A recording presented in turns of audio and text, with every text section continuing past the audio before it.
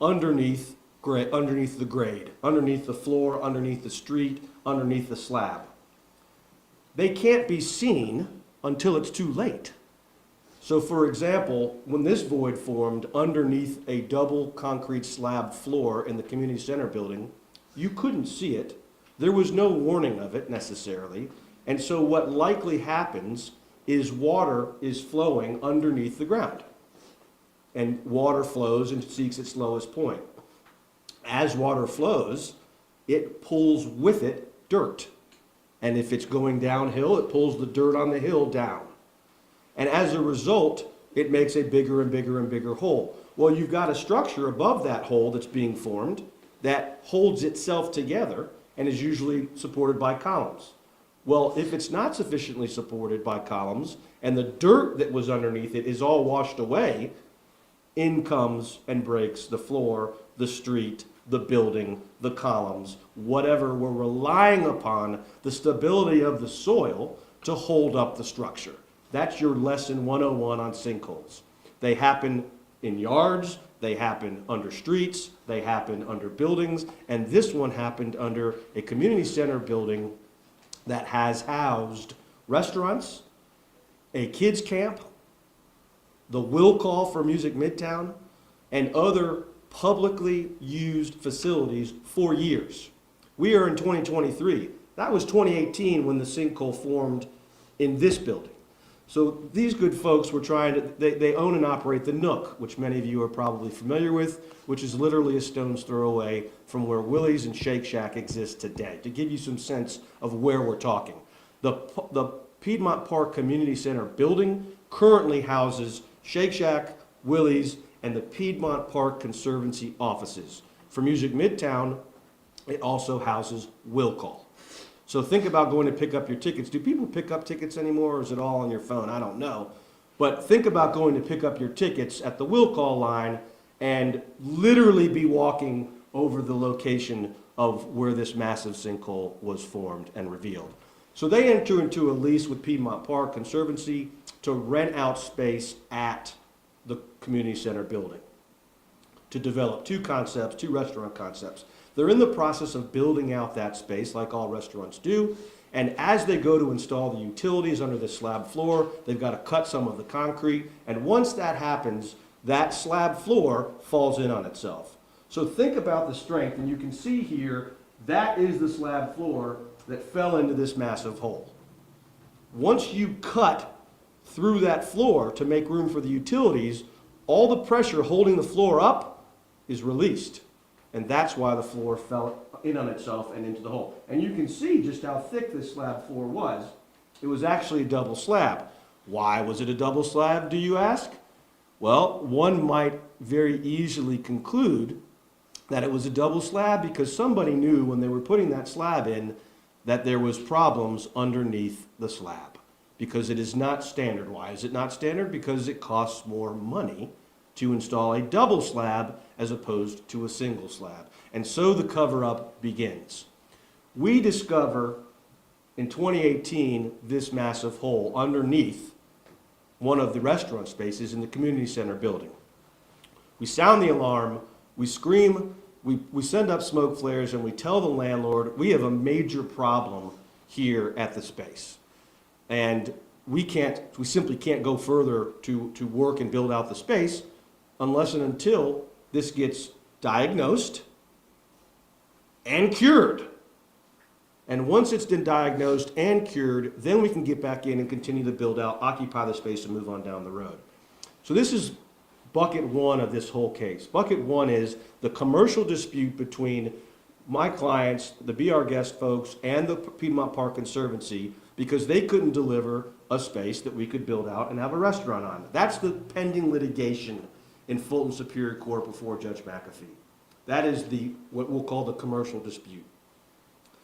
We have litigated that for years now in an effort to essentially recover all of the losses and the injury and the damages that they have incurred as a result of the Park Conservancy not being able to deliver a space on which you could build a restaurant. It's very simple. But the second bucket, and the reason that we're here today, is that during that process of identifying this problem and saying, Conservancy, there's a major problem here that needs to be investigated, right? Diagnose the patient and provide a cure, and then ensure that that patient is cured. I think about it with those three prongs. Well, the Conservancy didn't do any of them. The Conservancy didn't do any of them. They had a structural engineer, not a geotechnical engineer, go in and look around. He concedes, he just went in and looked around, didn't do any testing of the soil, didn't get into the hole, right? Think about it, there's this gaping hole. It looks much, much bigger when you remove the slab out of it. They didn't get into the hole, they didn't do any soil testing, they didn't do any testing around the hole, they didn't do any assessment of the footers, which are the columns that hold up the building. They did none of that. And this was all in the September of 2018 timeframe. Yet the structural engineer goes in and says, well, I mean, the building's still standing, so I guess everything's fine. I'm paraphrasing, but not by much. And therefore, the Conservancy tells the tenant, you need to go back in and finish. We've delivered you a structurally sound building, and there's no reason for you to stop work. Well, how many of you would like your sons, daughters, brothers, sisters, fathers, mothers working at a construction site where they haven't diagnosed the problem, there's a gaping hole in the floor, and there's no plan nor set of plans to remediate? So the work obviously stopped. This became the most alarming to us after we finished the process of discovery in this case and revealed that the Conservancy has known about this problem since the fall, or at least summer of 2018. Has never diagnosed the cause, has never fixed it or repaired it, and has never confirmed that the repairs were sufficient and that this is in fact a safe place to go. That is what brings us as the impetus to filing the motion that we filed this morning with Judge McAfee. And that motion points out that those three things still haven't happened, that this site is not safe, that no professional engineer has ever concluded that it is safe. And as a result, tens of thousands of people should not be traipsing through, around, and in that building. And that is the essence. And so with that backdrop, I'd like to turn the microphones and the podium over to David Dooley, with Be Our Guest, to explain a little bit more about some of the history, the background. I will be happy to take questions after David's done, so keep them in mind unless you have them right now that are just burning that you need answered. The relief requested in our motion is very simple and is frankly very easy. We're not asking for anything beyond the three things that I have talked about. We simply want a qualified geotechnical engineer to conduct the appropriate testing, to diagnose the patient, to evaluate what the cause of the sinkhole was and is. Number two, identify what repairs are necessary and if necessary. And number three is what the repairs are. Diagnose whether repairs are necessary and what those repairs are. And monitor to make sure that those repairs are actually completed. Does this bring into danger or threaten the viability of Music Midtown? I leave that for wiser minds to conclude. But I certainly would not, if I were in charge, allow folks to access a property where there is a known void which has more likely than not been continuing to expand since 2018. Ready? Yes, sir. All right. I'll leave my stuff here. Thank you, Simon. As Simon mentioned, I'm David Dooley. I live here in Atlanta. I've been a longtime resident and entrepreneur and business partner to Catherine at the Nook on Piedmont Park, in which we started in March of 2009. We're very fortunate to have the community embrace us at the Nook. We've had a lot of success. We've built a lot of great relationships. And for years, we were excited to expand that feel, that community, into a new restaurant. Expand the Nook concept into other spaces nearby so we could again serve the community in ways in which they wanted.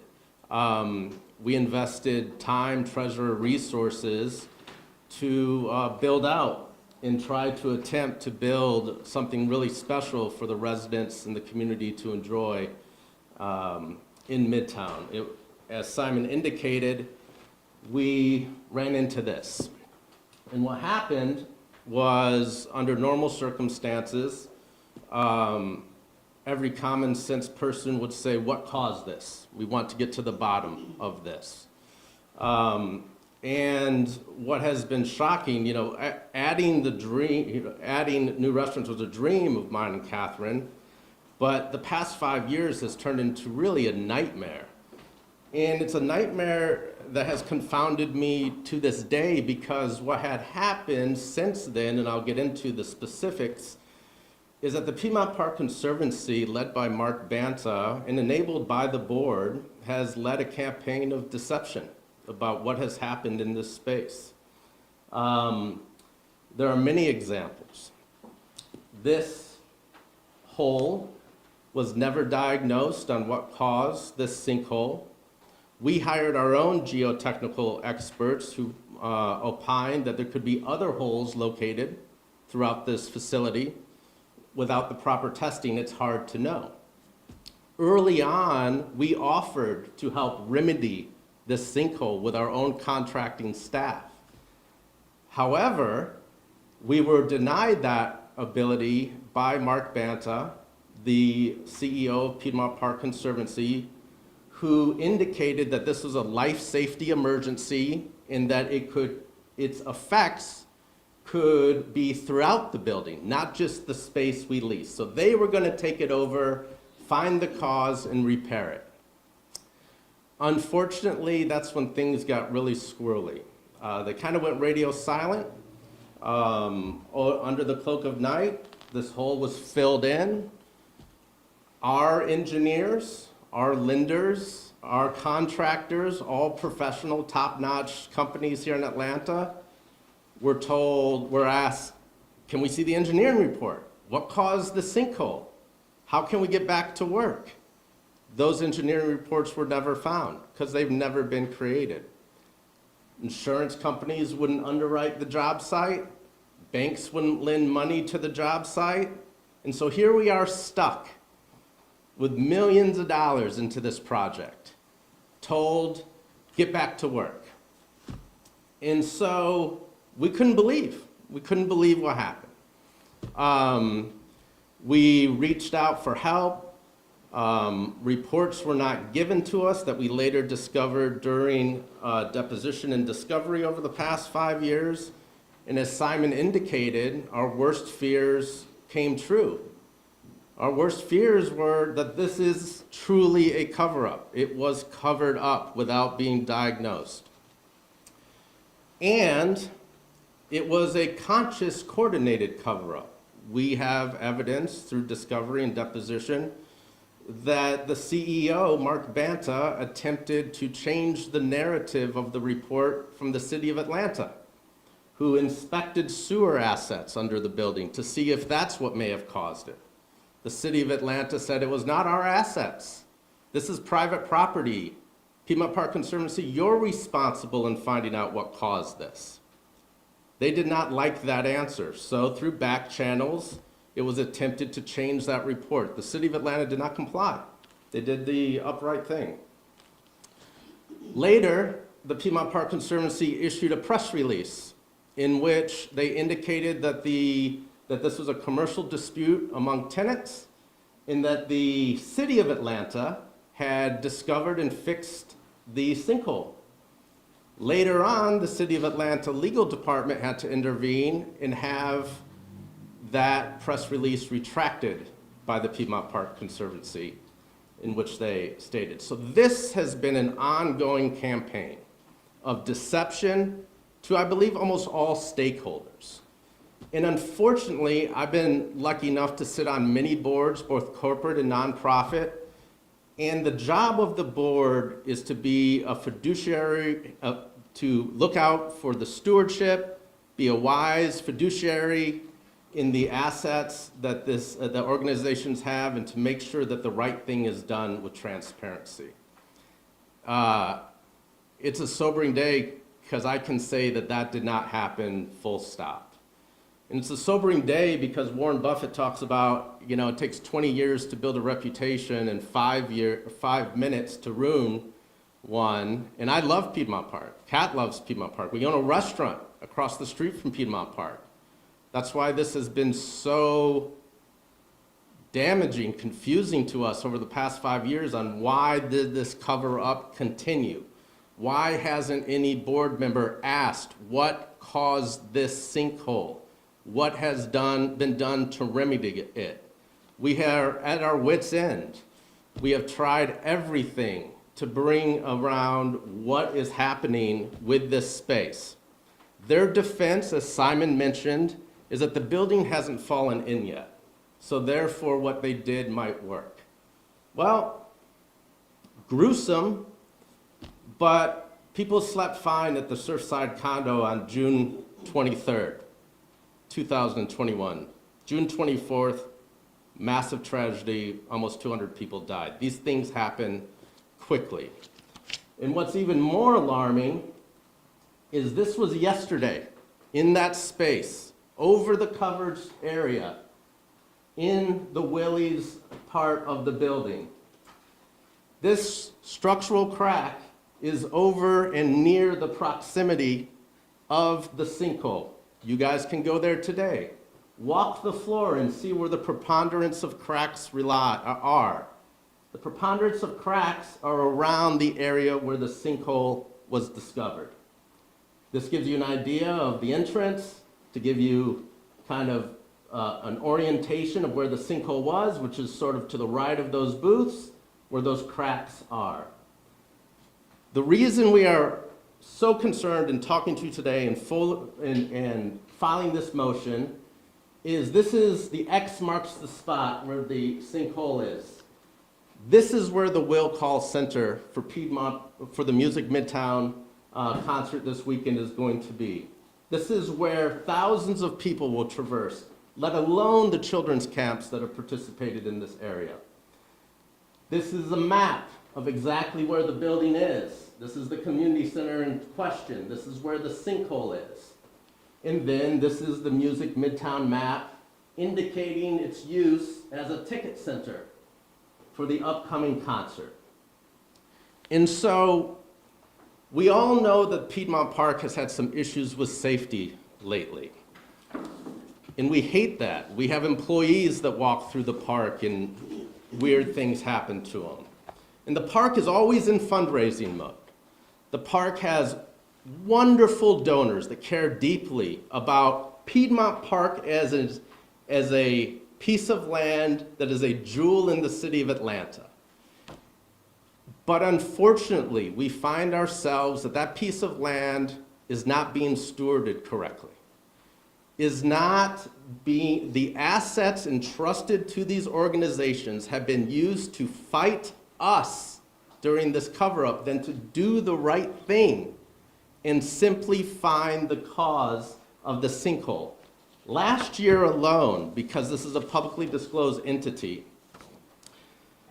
you can research the 990 of the Piedmont Park Conservancy.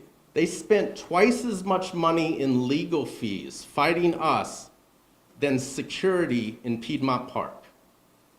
Just a few months ago, there was another assault in which cameras weren't working. So here we are, we have some of the greatest companies in Atlanta who pride themselves on safety, community, transparency, giving money to an organization that has redirected their dollars for a cover-up. A cover-up that is showing signs of cracking today. And so what are you supposed to do if you're us? We have all this information. We have nothing to hide. This is all available. What are we supposed to do? And so when we found out that Will Call's now in the building, thousands of people are going to be there. We can't we can't just sit around and not talk about this. This is safety. We live in the community. We have business in the community. We care about the people in the community. And I really wish Piedmont Park Conservancy and its board had the same passion, because we don't see it.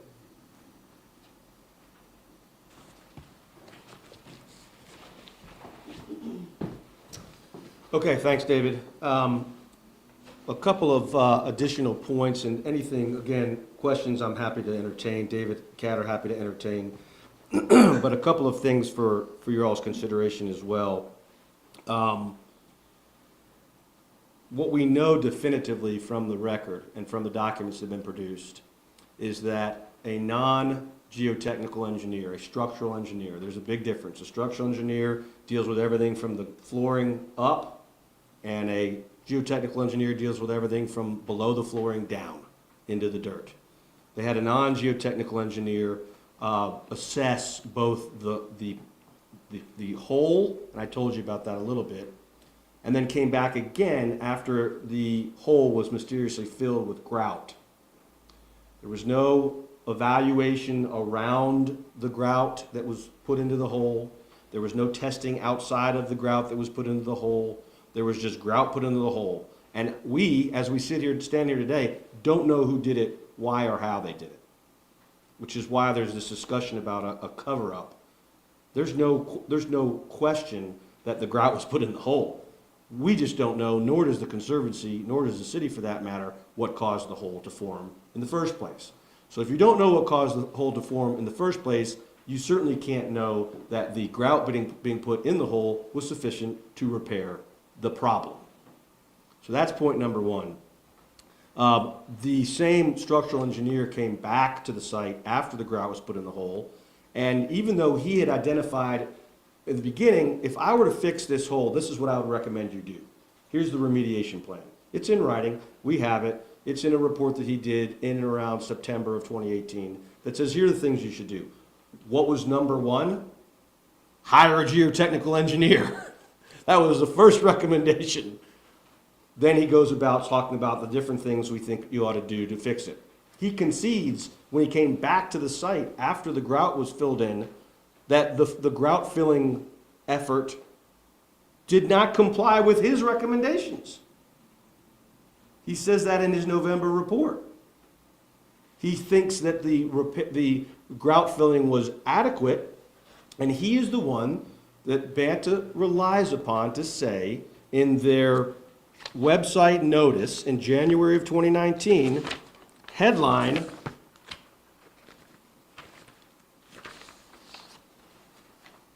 Community Center is structurally sound. This is their headline notice in January of 2019. Community Center is structurally sound, AKA you people don't have anything to worry about.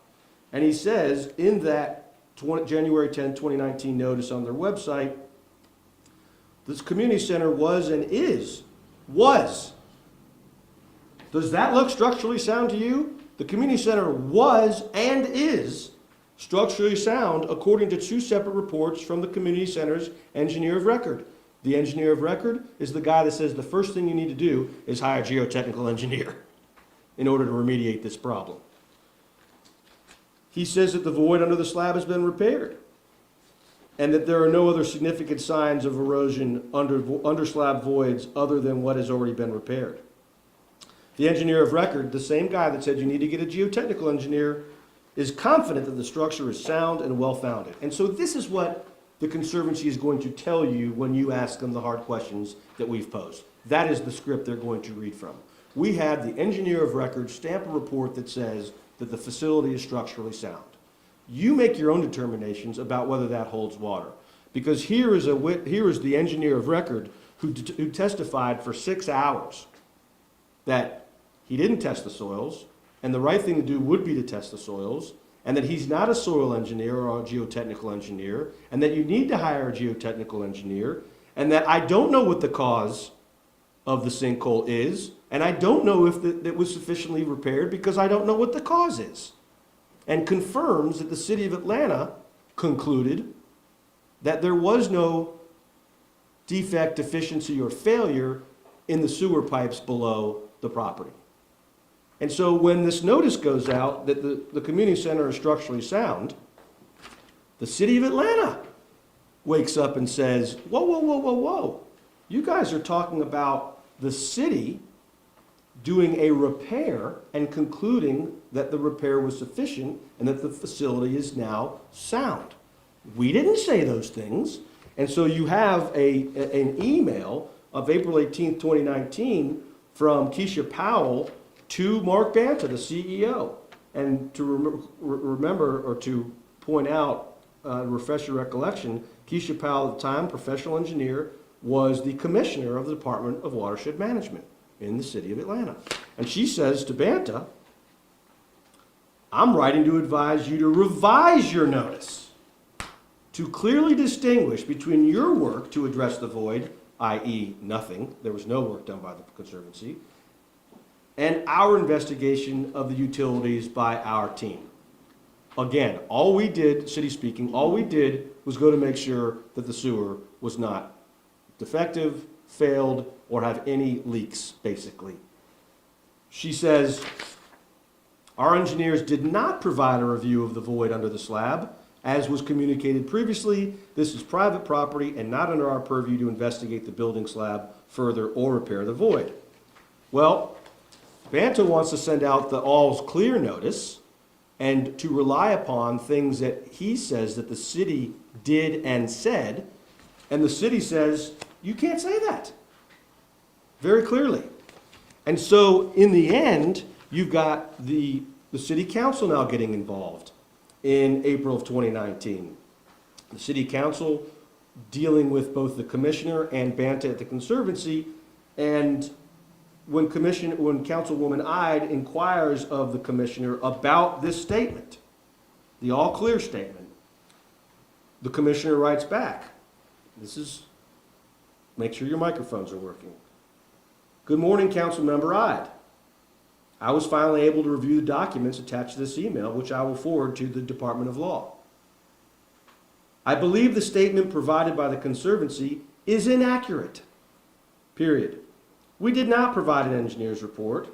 We performed an inspection of our utilities, and the linear infrastructure team, which is the inspectors that went out there, deemed the utilities to be sound. I will forward the documents to the DOL, Department of Law, so they can opine on how to address the Conservancy's notice. Again, the all clear notice. That's what David was talking about a minute ago. So I point these things out because people say and do things that cause us to scratch our head. And having tried a few cases in my career, the one thing that never lies are the emails that you wrote at the time. You can try to wiggle and you can try to explain and you can try to rationalize, but what you cannot escape is what you put in writing at the time the things were happening.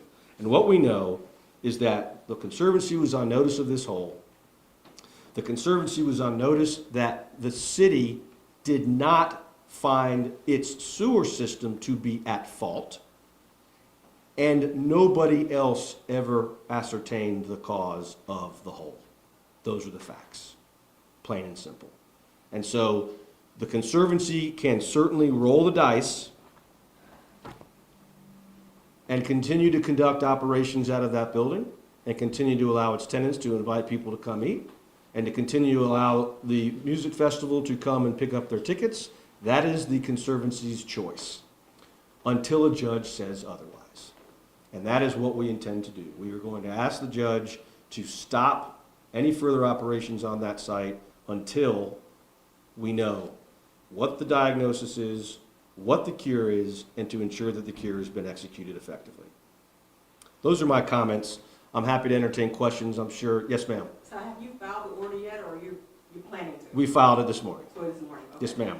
Okay. So the conservatory filled this hole, and they had several documents showing that it's been filled, and they have documents showing that it's sound from what they've provided. How much of this is a disgruntled client who couldn't get in on the property and now is forming this lawsuit and this complaint, scaring people about the Music Midtown that's coming up this weekend? How much of the, I mean, when people look at this, they're gonna say, just like you said, the conservatory is gonna tell you this, they're gonna blah, blah, blah, blah, and from their point of view, it looks like everything has been taken care of. You can go into any restaurant and see a crack on the floor, right? And so how much of this is he's upset because he couldn't get into that property and open up this restaurant? It's a very fair question. It's a very reasonable question. So let me try and take it in a few pieces. First and foremost, the biggest difference between a crack in the floor and this scenario is that we have a history of a massive hole forming underneath the floor. That's the first major difference. Yes, buildings settle, cracks form, some are surface and superficial, some are evidence of actual problems beneath. Their own quote-unquote expert says, I don't know if the hole came quickly or if it took decades to form. I don't know, nor could he. So that's the first piece. Second piece, or I should say Mrs. Dooley and Mr. Ouellette were in the process of building out this space for their restaurants, had a signed lease, were ready to open up or get to where they could open up when this happened. Because the Conservancy was never able to diagnose the problem or repair the problem sufficiently, they couldn't get a lender to continue to lend. They had sufficient money to finish the project, but nobody would go work there. Nobody with any sense would go work there. So the reason that they could not continue and finish the project and open was because the Conservancy took back control of the construction and the repair or no repair, and then terminated the lease on the restaurant owners. So those are the facts on that. As for the key to your question, Simon, why shouldn't we just think these are disgruntled litigants in a case about a lease? I've known this woman for over 20 years, and I've known this man and seen what is important to him for years. And this is not about the money. This is not about the money. The money will be resolved in the litigation. We'll go to trial. We'll deal with that. This is completely separate. This is about being the neighbors of this park for decades, supporting the park, and I think genuinely in their hearts, they don't want to see anybody get hurt. And think about what you would do if you were armed with this information, knowing that there's a problem that has not been diagnosed, and that a week from now, a month from now, a year from now, 5 years from now, something catastrophic happens there again. And then you'll all be in this room again saying, why didn't your clients do anything? What will happen to the current tenants in that building, Willie's and Shake Shack, if this motion's granted? Well, it will depend on the extent of the relief the judge gives. If the judge says nobody sets foot in that building until this is figured out, then they will not be able to do business, at least well, I wouldn't guess that nobody means nobody. Cooks, guests, nobody. If he stops short of that, which is to allow people to access parts of the building but not other parts, that it gets chopped up in the mix. But what we hope he will do is to say, Conservancy, figure this out now. Figure out the cause, figure out whether the grout was sufficient, and figure out what needs to be done to make sure it is 100% safe. So I want to make sure, the space that you all are planning to move in, is it within where Willie's and Shake Shack, is that? Go back to the Yeah. the diagram. Oh, yeah, sure. We were going to occupy 2 restaurant spots. There you go. We were right here where Shake Shack currently resides, was gonna be one of our concepts called Walkers. Okay. And then over here, where the sinkhole is, was a concept, a takeout concept called Soulshine. But her question is, that this is where Willie's is now. This is where Willie's is now. So this is in Willie's, this Right. area right now. Willie's chicken concept is what you saw, the picture of the crack in the floor. Correct. That's right above where the sinkhole was purportedly filled with grout. Yes, ma'am. Why not bring this issue up sooner than the weekend before Music Town, the safety of this building? It took some time to arrive definitively, well, 2 things. It took some time to arrive definitively at the conclusion that they don't know and have no idea what caused this sinkhole, and the repair or alleged repair that they tried to do simply wasn't sufficient. It took some time. We also had a hearing about this expert where we learned some things, the expert that they rely upon, their engineer of record, which led me to conclude that he has, with respect, no idea what caused this sinkhole and whether the grout filling was sufficient to make this property safe. And so, and I'll let David elaborate. And so as a result of those two things, plus, frankly, being able to get the court's attention with a motion takes some time. Do you want to expound on that, or is that sufficient? Yeah, what you'll also see is that Music Midtown, through Live Nation, did not release the map of the area on what buildings would serve which purposes until about 10 days ago. And so that was also very alarming to us. And so you'll be able to see when they actually released their high-res map, this thing right here was just released recently. There it is, yeah. Yeah. And so that was also additionally shocking to us, that they continue to use that building. And then quick clarification question on the images of the sinkholes that you all have been showing. What dates were those taken?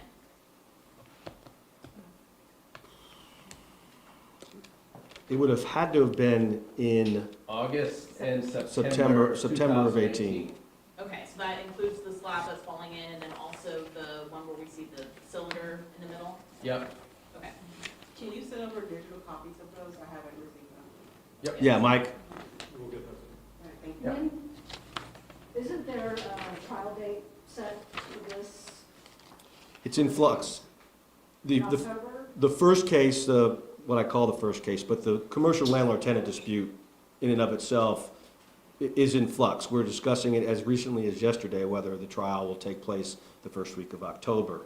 The second piece, which is the emergent piece, can be set for a hearing any minute now. We will ask the court as soon as we adjourn here for a hearing. How long does a geotechnical review take? Is it hours or days or weeks? The more you pay, the faster they work. And so they can be out there tomorrow, they can be taking boring samples, they can be taking core samples. So boring samples in the soil to determine if there's water in the soil, to determine how compacted the soil is. They can be taking core samples of the floor to determine whether in fact there's water in the floor, whether there's gaps below the floor. Just think about a straw that goes down into the floor, and as long as there's something solid to resist, it just keeps going. But when there's a void, you feel the void. To answer your question directly, it really depends on how quickly and how much is paid to get them to do the work. But it could start tomorrow. Is it possible to have those results before Music Midtown or before this October trial date? Yes, sure. Yeah. If they get out there and do the right thing and look, if they go out there and they get a objective geotechnical engineer with a reputable crew that goes out there and does this testing and come back and say to the court, Judge, everything's fine, we'll all breathe a sigh of relief and everybody can get back to what they're doing. But until that happens, it's, in my opinion, irresponsible to allow it to continue. Did Willie's know that this was there, or is that out of your purview? I mean, when they opened and built their... I don't know what Willie's knew. Okay. I do know that this was not, in the fall of 2018, this was not a secret. I mean, they were screaming it at the rooftops, so. I saw the, yeah, okay. We were told to not tell anyone by the Piedmont Park Conservancy. And when The did Conservancy told you not to disclose to the rest of the world that there was a sinkhole problem. Correct. But there was stories. Right. Yeah, when did they terminate your lease? It was in 2019 or 2018? Because you guys couldn't keep building because Well, safety issues. There was a rumor that they propagated that we ran out of money, we were looking for a way to get out of the lease. That is 1,000% not the case. In fact, they backed off those claims, but that was the lie being told to the board and other people to say these people just want out. We already have over, $1 million into it. Our bank is on record through also deposition saying that we're fully funded. The J.M. Williams, our contractors, insurance company is on the record saying they won't allow them to continue on the job site because of the not knowing what's going on with the soil underneath. Our insurance company wouldn't underwrite this process. All of our geotechnical engineers that we hired wouldn't touch this space. And under deposition, they won't even let their children go in the building. And so all we've asked the entire time is to do the right thing. And it has been outstandingly perplexing on why this cover-up has happened. Simon mentioned a little bit earlier that this building has a history of potential settling issues, which led to the double slab being installed. You can see two distinct slabs here, which is exceptionally rare. What was there before you all? Storage. And so there are things about this area that we are unclear about, right? That we don't know that were discovered during this process. And it is our fear that maybe there's some institutional knowledge about what lies underneath that is a very inconvenient truth. Because why would the Conservancy spend up roughly $500,000 in legal fees to fight us rather than make the park safer? That's where we're at today. So donors, you want to know where your money's going? It's going to this. You want to know why cameras aren't working or things aren't being kept up? It's because of this. And unfortunately, through our deposition with other board members, I fear that the Piedmont Park Conservancy Board is a ceremonial board, not an activist board, that has outsourced its responsibility of operations to the few operators, Mark Banta and his crew that work in operations. During depositions, we have board members that have no idea what their role is as board members at Piedmont Park Conservancy. And so, look, We play that line. yeah. And so we've been invited, we used to be big donors to the Piedmont Park Conservancy because we own the Nook, literally across the street, and we take a piece of our profits and donate every year, and we got invited to the fancy parties. Unfortunately, the tough work of being on the board and addressing tough issues seems to have been disregarded in this case. Could you